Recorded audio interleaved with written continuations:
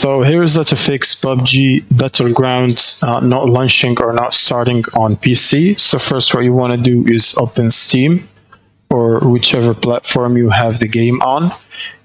For example, I'm going to use Steam here. Right click on PUBG and then go to Properties and then go to Installed Files. And in here you want to click on Verify Integrity of Game Files. Now this process should take a while to verify and repair any potentially corrupted files. Now once the process is complete, you can close this. Now if that still did not solve the problem for you, what you can do as well is right click again, go to Properties and then Installed Files, and in here click Browse.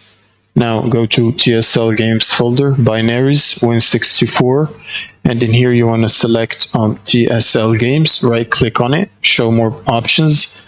Go to Properties and Compatibility tab, and in here you want to make sure Disable Full Screen Optimizations is checked. You can also try to enable Run this program as admin, and then click on Apply and OK.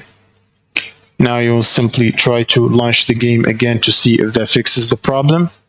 If you still have issues running the game, what you can do as well is right click on PUBG, go to Properties, and in here under launch options you want to add -DX11 or even DX10. So this will try to launch the game in DirectX 11, which usually solves these problems.